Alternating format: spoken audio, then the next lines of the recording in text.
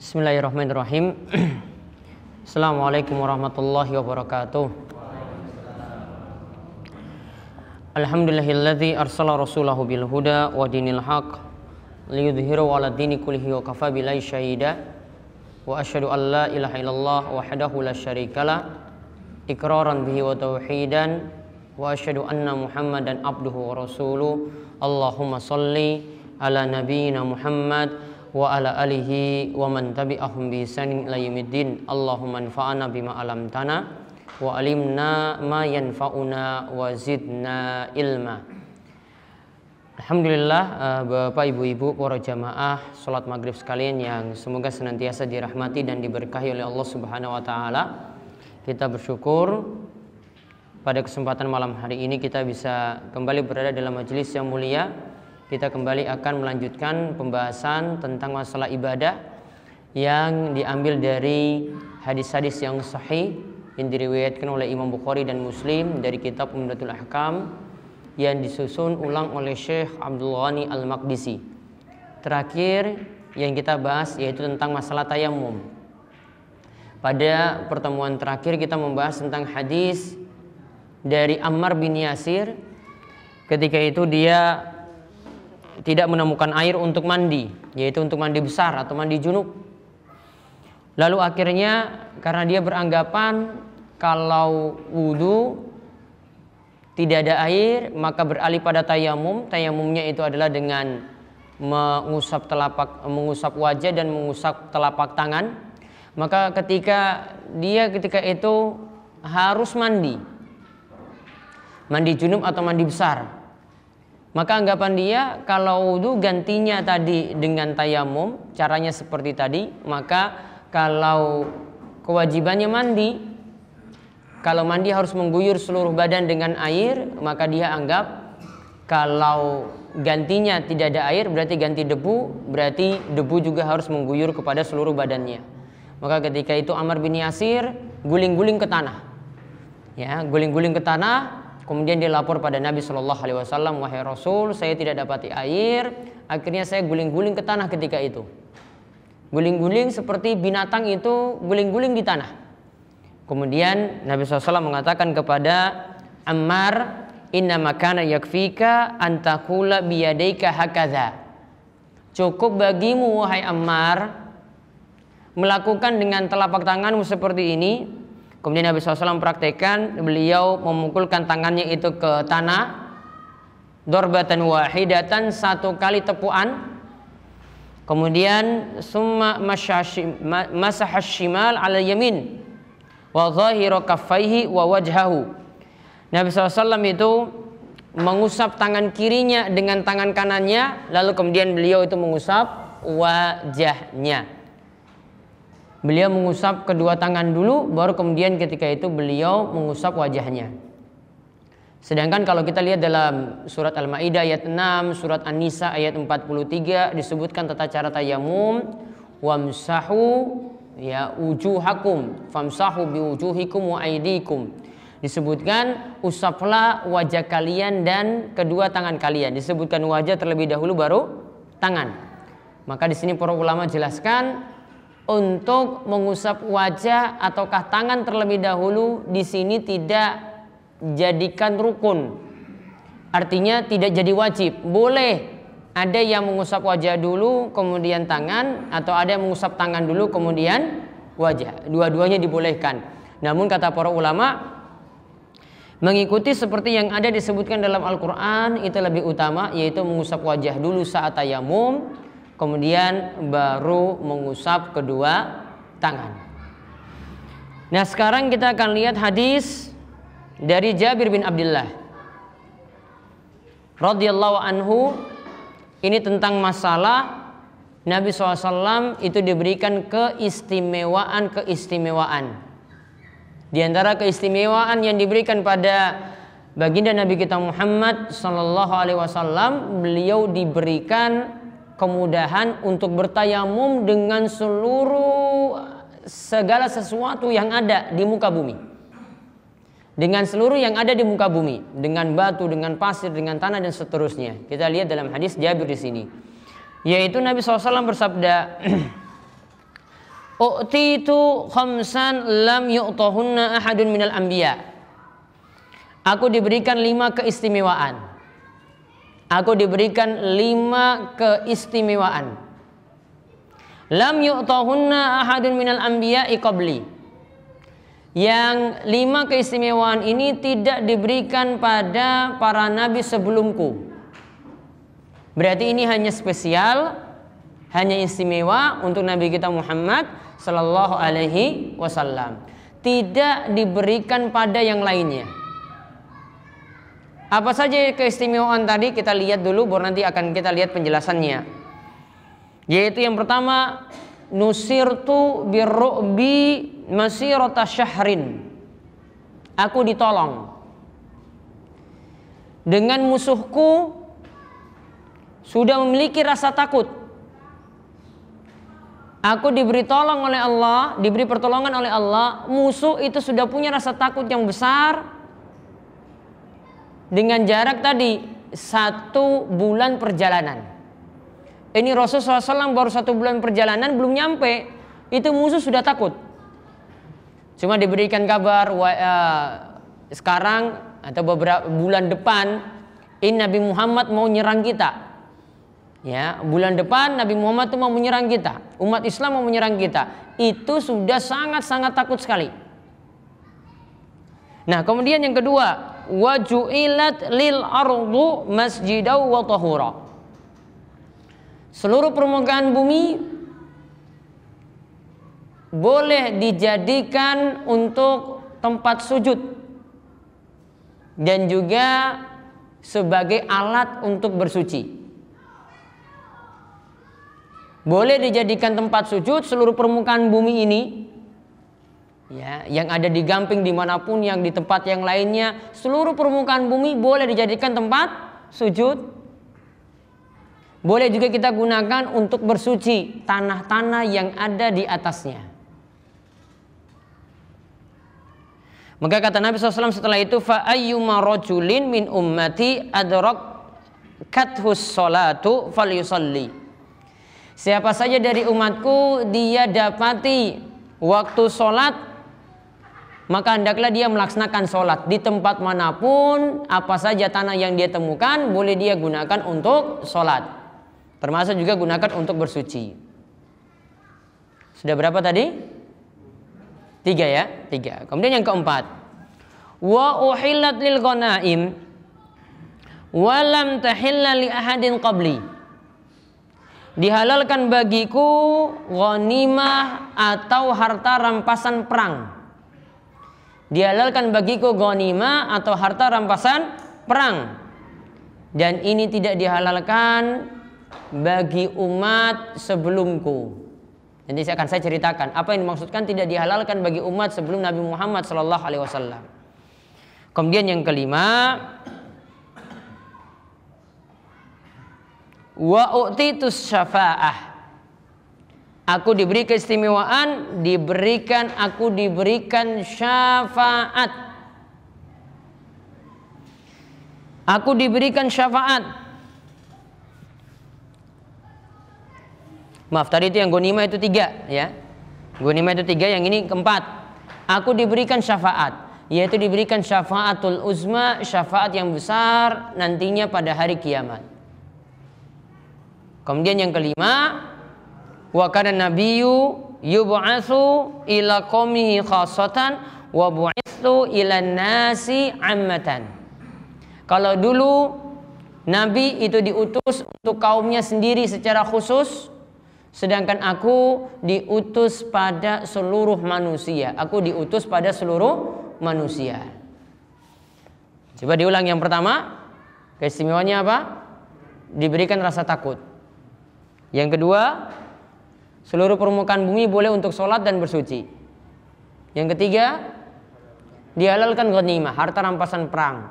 Yang keempat, diberikan syafaatul uzma. Yang kelima, Nabi diutus untuk seluruh manusia, sedangkan Nabi sebelum Nabi Muhammad itu hanya diutus untuk kaumnya saja. Nah, maka kita lihat di sini yang pertama, keistimewaan untuk Nabi Shallallahu Alaihi Wasallam. beliau sudah diberikan rasa takut selama dalam jarak 1 bulan perjalanan. Jadi jarak sekian ratus kilo ini itu ditempuh untuk 1 bulan perjalanan. Nah, jarak segitu ini musuh sudah mendapatkan rasa takut. Ya, musuh dari Nabi SAW itu sudah mendapatkan rasa takut. Namun kalau untuk kita saat ini rasa takut itu sudah diangkat. Malah kita yang takut kalau perang. Ya, malah kita takut kalau disuruh untuk berjihad, malah kita takut kalau disuruh untuk berjuang. Ya, namun Nabi SAW diberikan keistimewaan semacam tadi. Ini keistimewaan yang spesial untuk Nabi SAW, bahkan ini keistimewaan yang tidak didapati oleh nabi-nabi yang lainnya. Ya, ini tidak didapati oleh nabi-nabi yang lainnya. Adapun keadaan umat saat ini, mereka jumlahnya itu banyak, yaitu umat Islam saat ini itu jumlahnya banyak. Namun sebagaimana kata Nabi SAW, umat Islam saat ini itu bagaikan buih-buih di lautan. Kalau ombak itu sampai ke pinggir pantai bawa buih itu nggak punya manfaat apa-apa. Jumlahnya banyak nggak buih? Jumlahnya banyak. Namun buih tadi tidak bisa dimanfaatkan apa-apa. Maka ibarat umat Islam itu seperti itu. Ya, kata Nabi SAW, ibarat umat Islam saat ini itu seperti buih di lautan. Ya, apalagi kalau mereka itu tidak mendalami agama, ya, ilmunya juga mereka tidak mau nambah, cuma mau berdasarkan apa yang sudah diwariskan turun-temurun seperti itu. Ya, apalagi dari sisi amalan pun juga kurang. Sholat pun ya banyak yang bolong bahkan blong.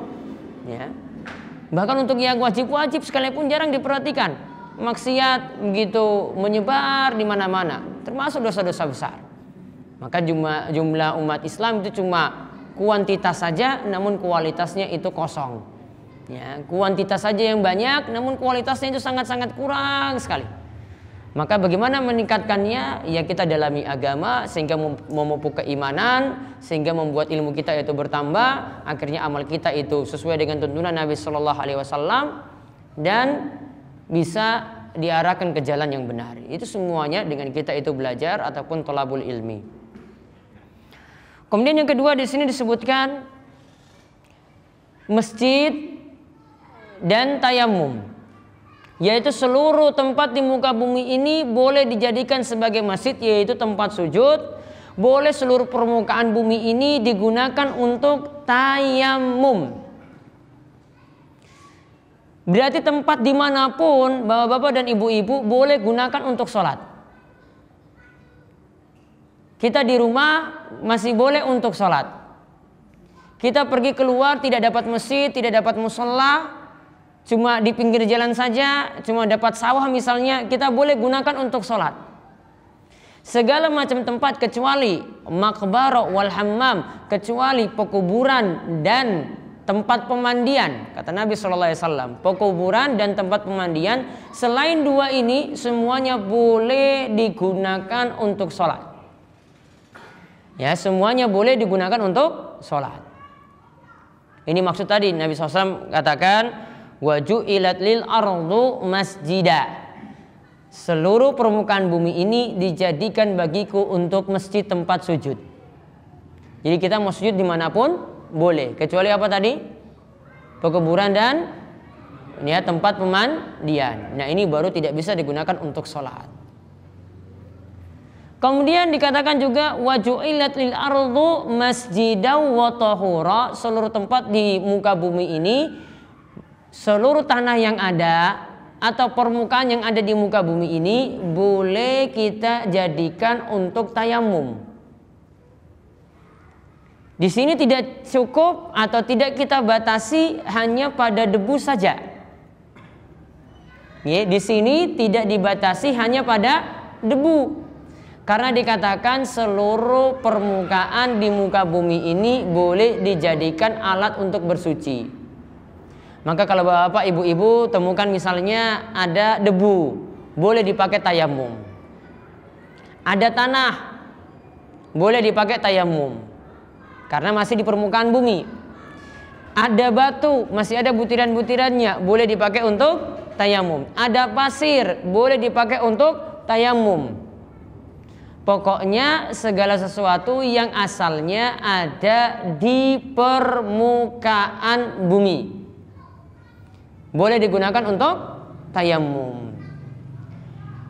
Sehingga di sini berbeda dengan pendapat sebagian ulama yang menyatakan tayamum itu hanya menggunakan debu saja, tidak boleh tanah, tidak boleh pasir, tidak boleh batu dan semacam itu. Pendapat ini terbantahkan dengan hadis ini karena hadis ini mengatakan seluruh bagian bumi ini boleh kita jadikan tempat sholat, seluruh bagian bumi ini boleh kita jadikan alat untuk bersuci. Jadi tidak terbatas pada debu saja.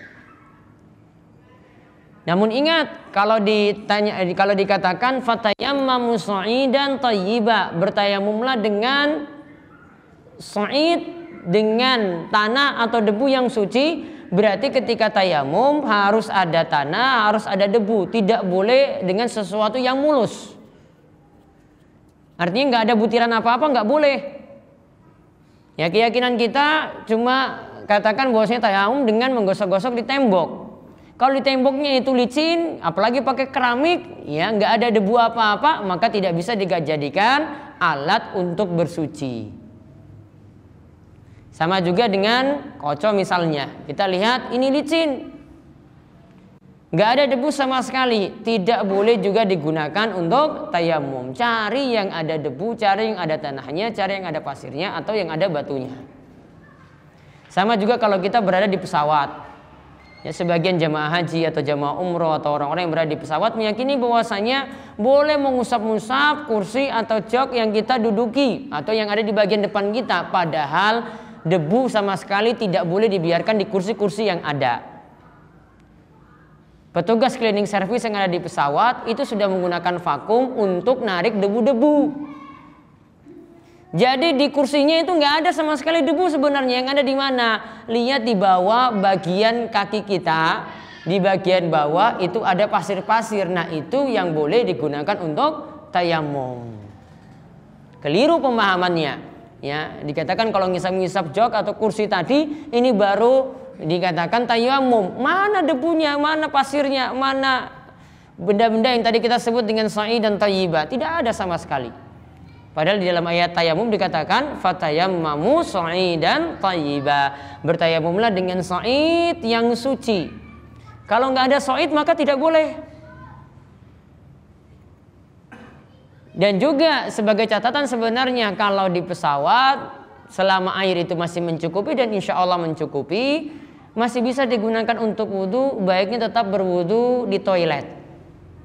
Ya, baiknya tetap berwudhu di toilet. Dan itu insya Allah bisa dipraktekkan setiap kali berada di pesawat ketika melakukan perjalanan jauh. Misalnya ada yang mau pergi berhaji atau ada yang mau tindak umrah, maka boleh. Ya, dia datang ke toilet kemudian dia berwudu di situ. Itu tidak masalah. Bahkan itu yang lebih tepat. Karena air insya Allah kapasitasnya itu mencukupi. Ya tentu tidak dengan jumlah air yang sangat-sangat banyak, tidak mengalirkan di lantai, tidak. Masih bisa pakai trik-trik misalnya dengan membawa aqua gelas, ya, kemudian dibawa ke toilet, kemudian berwudu dengan alat semacam itu.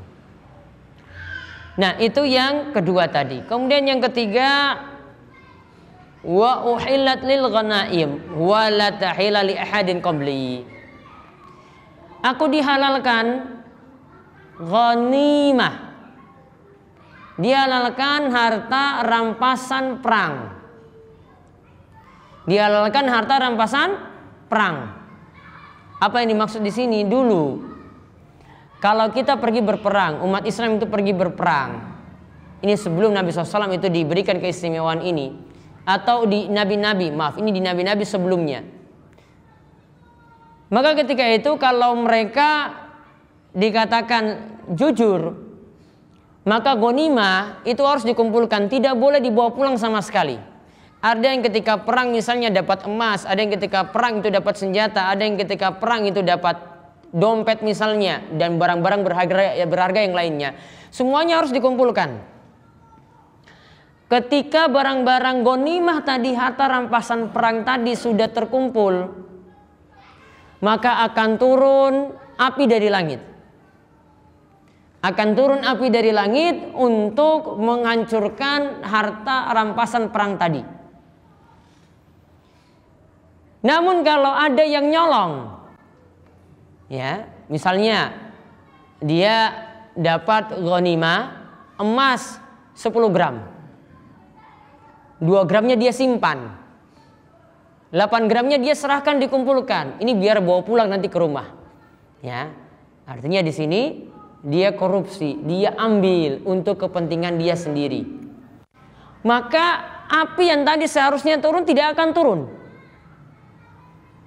Api yang seharusnya turun tidak akan turun. Maka apa yang terjadi? Maka Nabi ini akan panggil kabilah-kabilah, panggil suku-suku yang ada, dipanggil, mana pimpinannya sini.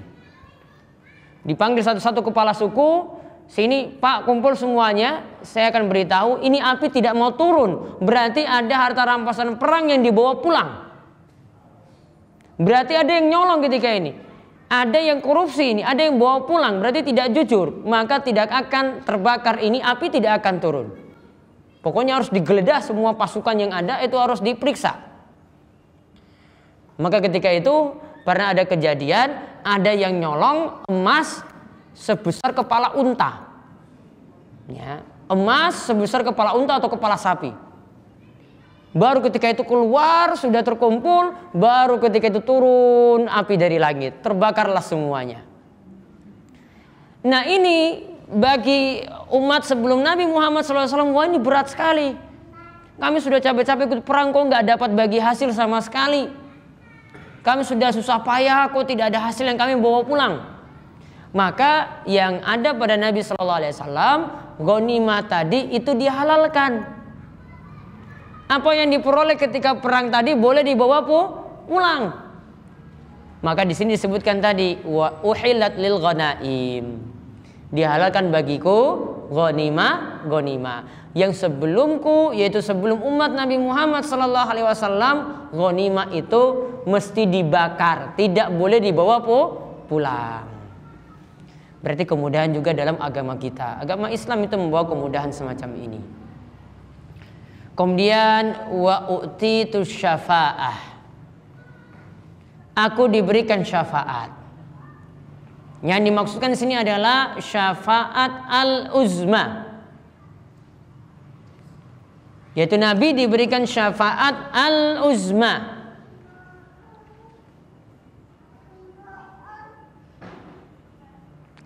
Apa yang dimaksudkan syafaat al-uzma? Ini syafaat yang paling besar pada hari kiamat. Yang memberi syafaat ini cuma Nabi kita Muhammad Sallallahu Alaihi Wasallam saja, tidak ada Nabi yang lainnya. Ketika itu orang-orang yang kumpul di padang mahsyar itu datang kepada para Nabi yang ada, mulai dari Nabi Adam alaihissalam. Nabi Adam didatangi, wahai Nabi Adam, berikanlah kepada kami syafaat. Nabi Adam jawab, saya punya kesalahan dulu, pernah makan buah apa? Khuldi. Maka dia ingat kesalahannya tersebut. Nabi Adam merasa tidak pantas untuk memberikan syafaat. Maka Nabi Adam menyuruh, kamu datangi Nabi Nuh saja. Maka didatangilah Nabi Nuh alaihissalam. Nabi Nuh punya kesalahan lagi. Ketika diminta, wahai Nabi Nuh, berikanlah kepada kami syafaat biar urusan kami itu mudah, tidak terlalu lama seperti ini. Maka ketika itu Nabi Nuh ingat kesalahannya dulu. Dia pernah memintakan pada anaknya yang mati dalam keadaan kafir. Nabi Nuh alaihissalam pernah memintakan ampun. Ya Allah, ampunilah anakku. Padahal anak ini mati dalam keadaan kafir. Maka tidak boleh seorang muslim itu mendoakan, ya, meskipun itu anaknya kalau sudah mati. Ini bukan hidup. Kalau sudah mati, mendoakan dia untuk mendapatkan ampunan. Kemudian datangi setelah itu Nabi Ibrahim, datangi lagi Nabi Musa alaihissalam, datangi kemudian yang terakhir Nabi Isa alaihissalam. Nabi Isa tidak menyebutkan kesalahannya itu apa. Kemudian Nabi Isa cuma katakan, sudah kamu pergi kepada Nabi yang terakhir. Pergilah kepada Nabi yang terakhir, yaitu Nabi kita Muhammad Sallallahu Alaihi Wasallam. Akhirnya didatangilah Nabi Muhammad Sallallahu Alaihi Wasallam. Kemudian umat ketika itu meminta kepada Nabi SAW untuk memberikan syafaat. Namun Nabi tidak memberikan syafaat secara langsung, walaupun beliau sudah dapat, ya istilah kita lah, sudah mendapatkan SK lah, sudah mendapatkan titah untuk memberikan syafaat kepada umat. Namun ini belum waktunya karena belum diberi izin. Maka ketika itu Nabi SAW datang menghadap Allah Subhanahu Wa Taala, sujud di hadapan Allah, kemudian menyanjung-nyanjung Allah Subhanahu Wa Taala. Kemudian Allah itu katakan, sekarang kamu boleh memberikan syafaat. Akhirnya ketika itu Nabi kita Muhammad SAW memberikan syafaat yang tadi namanya syafaatul uzma. Akhirnya persidangan untuk manusia yang kumpul di padang mahsyar ketika itu dimulai. Persidangan untuk manusia yang kumpul di padang mahsyar ketika itu dimulai. Nah, setelah itu barulah nanti umat setelah itu disidang, barulah nanti mereka itu masuk surga dan nanti ada yang masuk neraka. Namun yang memegang kunci surga ini baru dibuka pertama kali jika yang memasukinya juga adalah Nabi kita Muhammad sallallahu alaihi wasallam. Dan Nabi Muhammad yang dapat syafaat untuk masuk surga pertama kali. Apa yang dimaksudkan dengan syafaat? Syafaat itu artinya kita meminta tolong lewat perantaraan orang lain. Kita meminta tolong lewat perantaraan orang lain. Aslinya pertolongan adalah dari Allah Subhanahu Wa Taala yang beri. Untuk persidangan itu dimulai pada hari kiamat. Untuk persidangan itu dimulai, minta tolong pada Allah langsung. Namun ketika itu kita sebagai umat ini kurang pantas. Kalau lewat orang yang lebih terhormat, ya lewat yang lebih terhormat pasti akan dimudahkan. Maka pakai perantara, pakai pemberi syafaat. Maka lewat Nabi Muhammad SAW, Nabi nanti yang akan memohon pada Allah Subhanahu Wa Taala. Seperti yang kita lihat dalam kisah syafaatul uzma tadi. Lewat perantara Nabi SAW dahulu, baru kemudian meminta kepada Allah, baru syafaat itu diberikan izin untuk memberi, baru diberikan kepada umat. Namun syafaat itu ada dua syarat agar bisa diberi. Ini syarat utama, syarat mutlak. Jika syarat ini tidak dipenuhi, amalan apapun yang kita miliki tidak akan manfaat apa-apa. Yang pertama, syafaat diberi dengan ridha Allah. Harus ada ridha Allah terlebih dahulu. Harus ada ridha Allah pada orang yang mendapat syafaat. Dan ridha Allah paling besar diberikan kepada orang yang bertauhid. Dan ridha Allah paling besar diberikan kepada orang yang bertauhid. Orang yang tidak bertauhid, orang yang berbuat syirik, orang yang masih percaya tahayul, orang yang masih percaya tentang klinik-klinik misalnya, ini sulit sekali untuk mendapatkan syafaat pada hari kiamat karena orang-orang seperti ini tidak Allah ridhoi. Orang seperti ini tidak Allah ridhoi. Syarat mutlak di sini adalah harus dapat ridha Allah Subhanahu Wa Taala. Jadi kita sebagai umat itu harus diridhoi Allah dulu. Kalau sudah dapat ridha Allah, baru nanti akan diberi. Syarat yang kedua, untuk yang memberi syafaat sudah mendapatkan izin Allah. Untuk yang memberi syafaat sudah mendapatkan izin Allah. Berarti tadi kalau syafaatul uzma Allah belum memberikan izin untuk diberi, maka tidak akan sampai. Maka syafaatul uzma tidak ada. Namun ketika Allah itu memberikan izin, ya, diberikan izin ketika itu. Sekarang engkau Nabi Muhammad boleh memberikan syafaat. SK turun. Ya, keputusannya turun, maka diberikanlah syafaat ketika itu. Maka tunggu momennya dulu. Kalau Allah keluarkan izin, baru nanti syafaat itu akan diberikan. Kalau tidak ada izin Allah, maka tidak mungkin syafaat diberi. Maka untuk poin yang kedua di sini menunjukkan bahwasanya syafaat itu mutlak Allah yang beri, karena Allah yang beri izin. Kalau mutlak Allah yang beri, berarti mintanya pada siapa? Mintanya pada Nabi Muhammad atau mintanya pada Allah? Mintanya pada Nabi Muhammad ataukah mintanya pada Allah? Mintanya pada Allah, tidak pada Nabi. Jadi tidak boleh dalam doa kita minta, wahai Nabi Muhammad berikanlah syafaat kepadaku. Enggak boleh. Syirik. Syiriknya kenapa? Minta pada makhluk. Namun apa doanya? Ya Allah berikanlah syafaat lewat nabimu nanti pada hari kiamat. Ya Allah berikanlah syafaat kepadaku lewat nabimu, ya, bagiku nanti pada hari kiamat. Jadi Allah yang beri, maka mintalah pada Allah Subhanahu wa ta'ala. Dan memang Allah Subhanahu wa ta'ala katakan syafaatu mutlak Allah yang beri.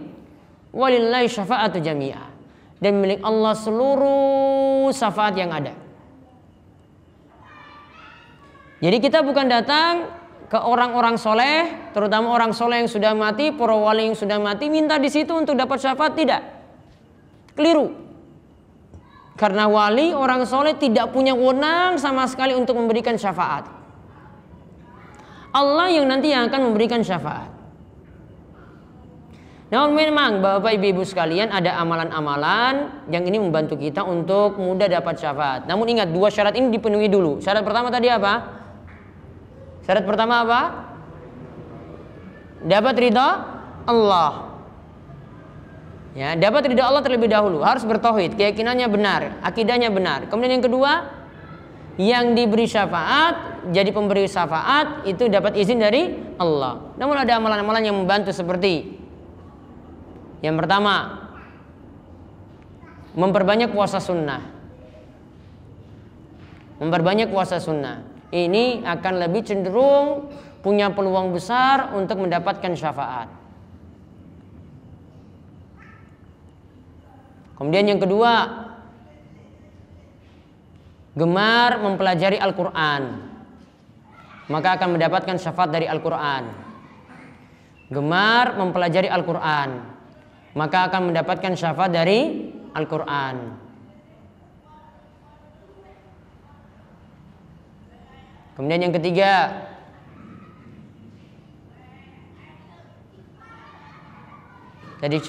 tadi puasa, yang kedua Quran, yang ketiga membaca doa setelah azan.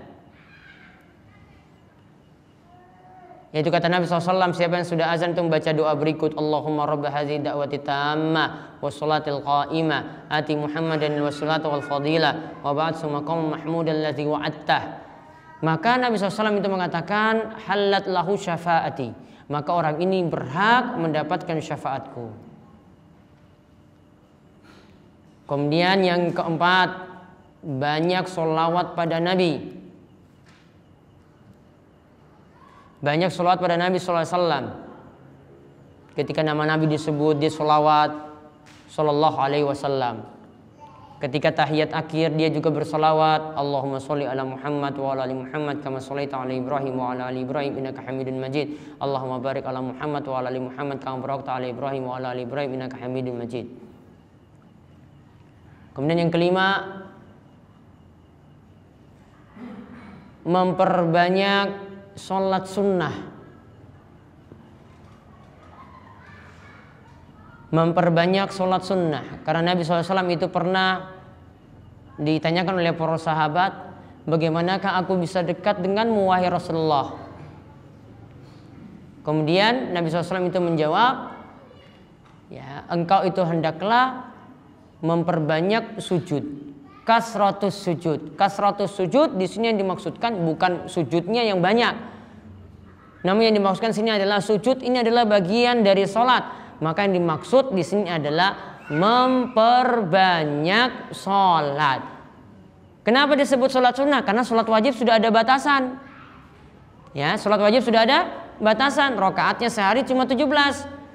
Ya, kalau dikatakan memperbanyak berarti kita disuruh memperbanyak sholat sunnah, maka sholat sunnah itu yang ditambah.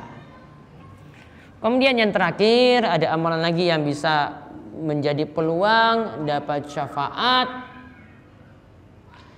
yaitu tinggal dan mati di kota Madinah. Tinggal dan mati di kota Madinah. Tidak disebutkan negeri yang lain. Kenapa? Karena di sana itu hidupnya susah, cuacanya itu ekstrim, ya, hidupnya itu berat, menghadapi juga cobaan-cobaan yang berat, sehingga kalau orang itu tinggal di sana maka dia dapat peluang besar juga, kata Nabi SAW, mudah mendapatkan syafaat Nabi SAW.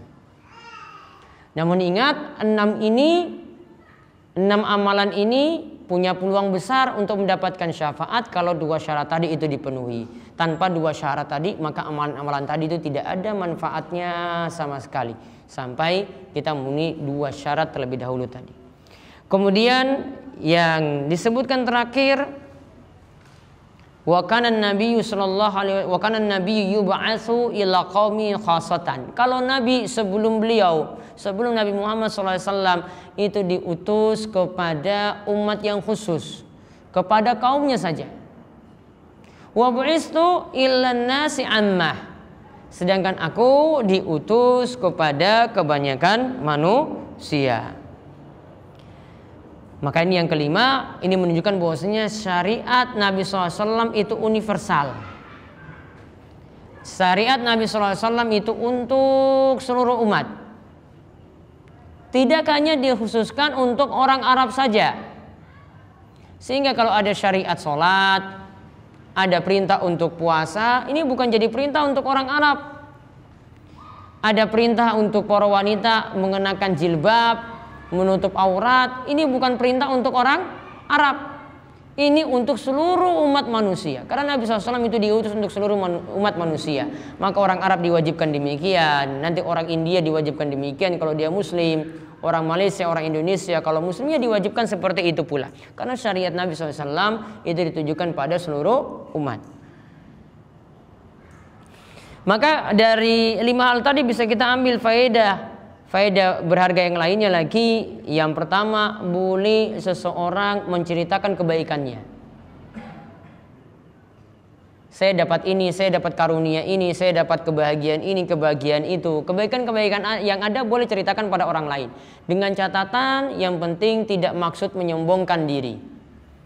Karena Nabi SAW di sini menceritakan beliau dapat 5 keistimewaan dibandingkan nabi-nabi yang lain. Berarti beliau menceritakan kebaikan beliau. Kemudian hadis ini menunjukkan karena Nabi SAW dapat 5 keistimewaan tadi sampai-sampai beliau itu mendapatkan syafaat, berarti hadis ini menunjukkan keistimewaan Nabi kita Muhammad SAW sekaligus umatnya. Jadi Nabi Muhammad Nabi yang istimewa, umatnya yaitu umat Muhammad adalah umat yang istimewa.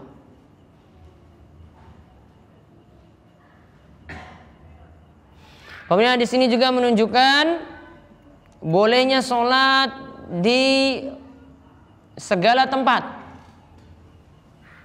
kecuali tadi apa? Pemakaman, pekuburan, hammam, tempat pemandian. Satu lagi di sini yang saya tidak sebutkan lagi, aqtanil ibil, tempat menderumnya unta. Tempat menderumnya unta. Kemudian di sini juga menunjukkan bolehnya tayamum. Kaitannya dengan sini adalah tayamum. Bolehnya tayamum dengan segala sesuatu yang ada di permukaan bumi. Bolehnya tayamum dengan segala sesuatu yang ada di permukaan bumi. Seperti apa tadi? Pasir, tanah, debu, bebatuan, boleh.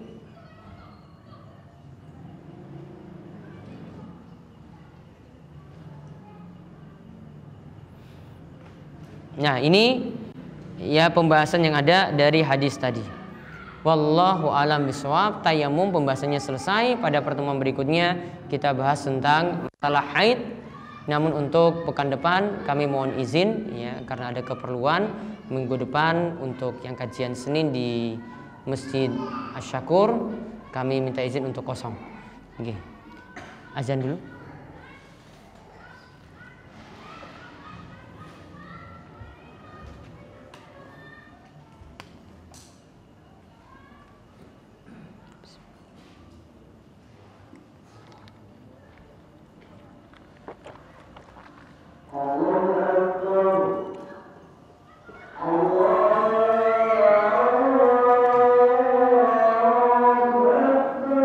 Allahu Akbar, Allahu Akbar.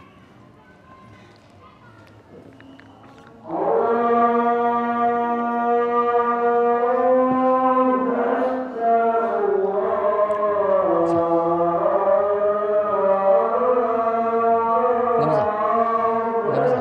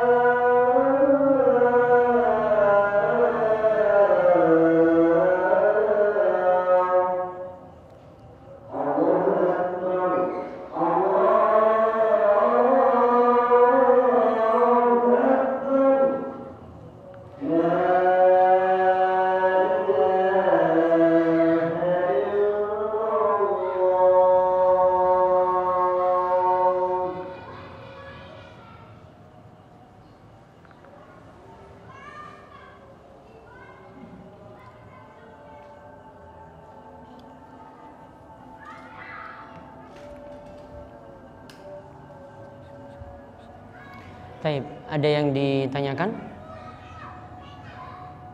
Ya. Waalaikumsalam warahmatullahi wabarakatuh.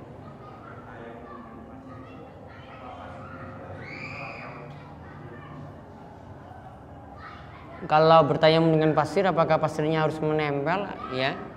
Dan nanti digunakan untuk mengusap? Tidak. Cukup ada butiran-butiran kecil saja, sudah kita dikatakan mengusapnya, itu sudah dikatakan tayamum. Iya, dipegang gini aja sudah. Paling kan ada butiran-butiran pasir kecil-kecil. Nah, itu yang nanti dipakai untuk mengusap. Kalau terlalu tebal maka ditiup terlebih dahulu, baru kemudian mengusap muka dan mengusap kedua telapak tangan.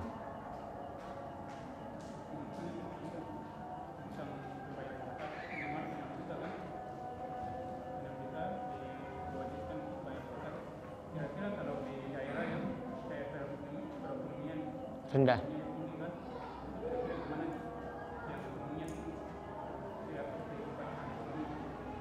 Kalau kehidupan ekonominya tinggi, bagaimana untuk cara bayar zakatnya?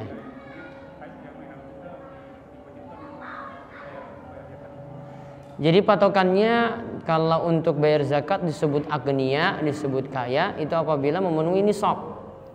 Nisab yang dimaksudkan sini adalah kita setarakan dengan nilai emas atau disetarakan dengan nilai perak.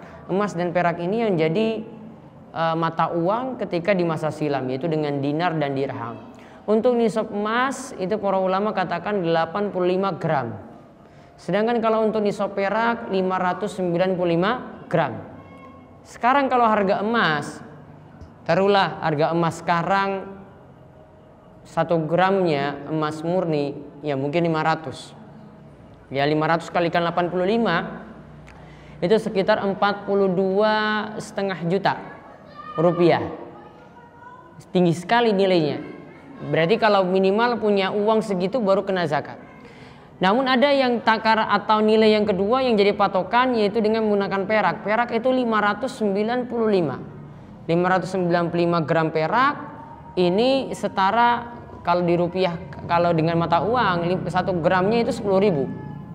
Maka berarti sekitar 6 juta rupiah. Maka antara 6 juta dengan 42,5 juta, mana yang duluan dicapai dari harta? Mana yang duluan dicapai? 6 juta kan? Ya berarti 6 juta ini yang dijadikan patokan. Maka setiap yang punya simpanan selama 1 tahun di atas 6 juta rupiah, maka wajib kena zakat. Di sini tidak pandang tinggal di mana, tinggal di Indonesia Timur atau di Indonesia Barat, tidak. Ya pokoknya dilihat kalau sudah punya segitu berarti sudah dikatakan agniya, sudah dikatakan kaya. Ada lagi? Ya. Apakah yang bisa memberi syafaat dari Rasulullah? Mohon penjelasannya terkait perkataan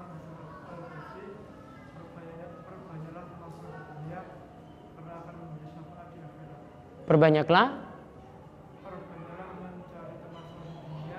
Perbanyaklah mencari teman soleh di dunia, maka dia nanti akan memberikan syafaat di akhirat. Syafaat yang memberikan syafaat yang pertama bisa jadi Nabi SAW. Ini jelas, ini nomor 1. Yang lainnya ini adalah dari anak, dari orang-orang soleh dan yang lainnya. Selama itu adalah ahli tauhid, itu bisa memberikan syafaat pada yang lainnya. Sampai pada syafaat dari anak yang menghafalkan Al-Quran untuk orang tua. Maka orang-orang seperti ini bisa memberikan syafaat. Jadi dari orang soleh pun bisa, dari para wali juga bisa, asalkan memenuhi syarat yang tadi kami sebutkan. Itu baru bisa memberikan syafaat pada yang lainnya. Ada lagi? Monggo Bu.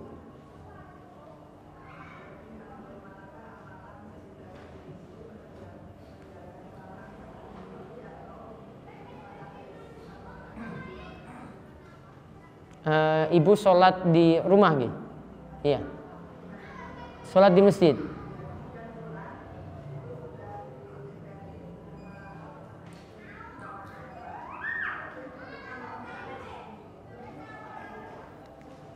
Antara ceramah atau darus Quran, dua-duanya sama-sama baik. Maka ibu tinggal timbang-timbang.